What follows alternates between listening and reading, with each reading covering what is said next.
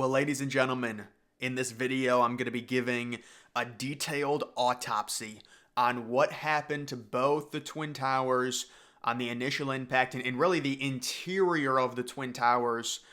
When it comes to that, this first image I'm going to be showing, this is a diagram. I have not really seen something like this anywhere else where it actually gives you, or at least depicts a little bit of what the interior of one of the towers could have potentially looked like. This would have been the South Tower because you look at the floors, and also you can see the sky lobby right there. Apparently there were a lot of people in the sky lobby, and that is the floor that is nicknamed the Gore floor because it was just a hellish situation in there with a lot of people and the plane impacting the sky lobby as well. But that was just kind of an interesting little, at least more detailed interior photo. I was just thinking about this in going over some of these reports that came out in like 2003, 2004.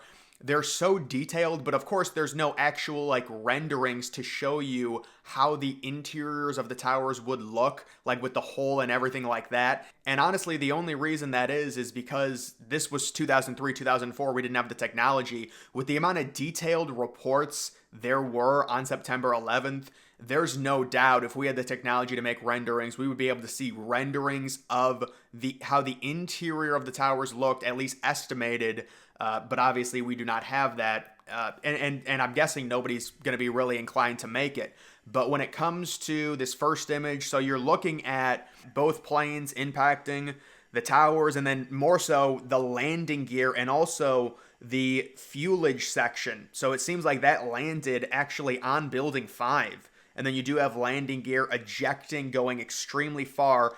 You see the hole on the opposite side of where the South Tower was impacted, and the landing gear going significantly further, ejecting out of the building. And then you've got the same thing with the North Tower as well. It'd be crazy if somebody got like on video of the North Tower, the landing gear just ejecting out. I wonder if there's any eyewitness accounts that saw that the landing gear just randomly fall and they're like, what is that? You also do have this, both the impacts and the tower collapses registering on the Richter scale. You can see the collapses obviously are a lot louder, and the North Tower had a higher rating. You can see 2.3 versus 2.1.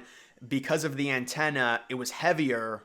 I'm kidding, but honestly that might have been it, because the North Tower was kind of known as the more prominent building, but it did register a little bit higher. I would imagine also, possibly you already have a bunch of debris down there with more debris collapsing on top of it because the South Tower was already collapsed. It could create possibly a larger sound in terms of that. And then this would have been just the interior core, what it looks like perfectly 100% intact. And then that would be the estimated, this is all estimated, South Tower, the core, and you can see a lot of the core of the South Tower was still 100% intact because of the weird angle the plane hit the South Tower on the side. So the one side of the core would have been perfectly fine. The one side of the building was basically untouched. You can see an impact configuration diagram, and there is your typical floor plan. You do have the core in the center and then the offices on the outside with the plane entering. And there is an estimated damage report. Here's a little bit more detailed of the initial impact and how it affected one of the floors that was impacted severely. And you also do have the fuel and aircraft debris distribution for the South Tower. Obviously, when it comes to something like this, it doesn't take a genius to understand the middle floors are going to have most of the debris because that's where the plane primarily impacted. You've got floor 79, over 16,000 pounds of aircraft debris and a bunch of the fuel as well. And then like floor 80, floor 81, where there was a lot of fuel and debris. That is all estimated, of course, but that is where they had expected the debris to be dispersed. And then you do have, this is one of the more interesting things I'm going to be showing, the floor sag on the interior. So this would be the North Tower, just looking at the floors. The estimate is floor 96 was completely destroyed.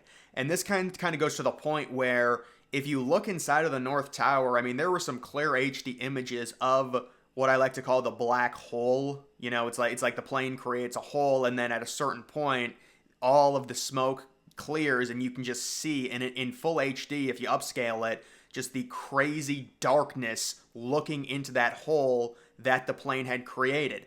And the question is, if you were, inside of there looking into the North Tower, what would that hole actually look like? And at least this is what they're saying. They're saying it looks like two of the floors could have been completely destroyed with a bunch of airplane debris and fuel just completely lining the entire floors.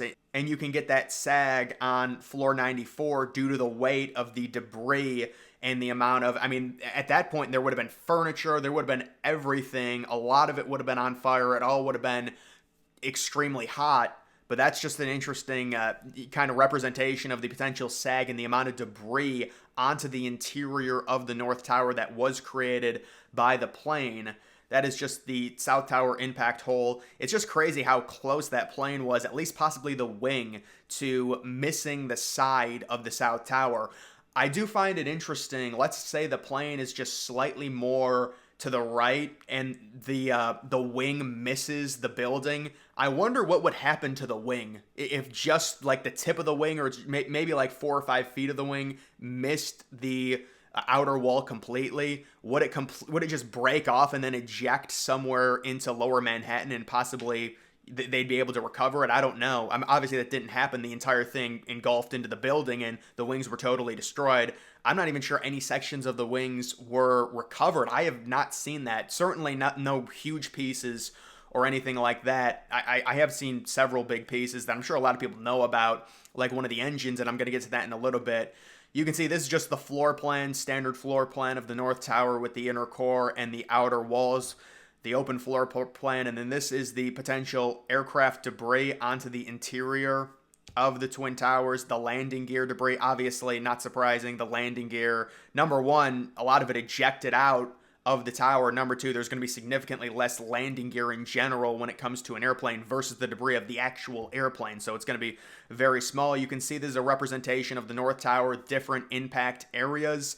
You do have the three stairwells. You can see on the top image, floor 93, 1, 2, and 3. So in the North Tower, all three of the stairwells completely blocked off. You can see floor 94 looks to be a ton of debris around the second stairwell. Floor 95, it seems like there's a total hole where the first stairwell would be, and then floor 96, 97, just a total mess. Although we could really use some renderings rather than looking at this because it's hard to see a perspective on the actual, interior damage. And then this would be the engine that they did recover. This is a crazy thing that they made, but you can see the engine. The outer drum was completely destroyed, but generally it was kind of together. In looking at it there, just remarkable. There's the engine impacting the side of the tower. And if you zoom in on the bottom right, they made an effort to try and show that the engine was still together. It's just, how does the engine survive that? I guess because it's compact and it's really hardened. That's potentially how it could have survived. But it is remarkable. It just looks weird seeing, the plane enter and somehow seeing the engine still together inside of the building.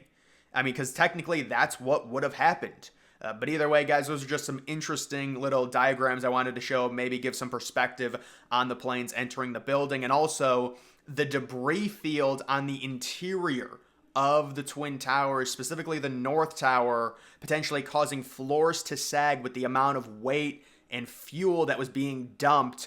I do wonder if there's any reports of potentially, I don't want to say this, but like a fuel waterfall. Because you think about it, there's obviously a few of those floors completely just broken in half. So it would be like maybe 20 or 30 feet down if like 2 or 3 floors are broken, if you guys know what I'm saying. And then imagine fuel just pouring down there like a waterfall. That's what I would guess might honestly have happened. But either way, that is going to do it for this video. Make sure you follow me on X. Link to that's always in the description.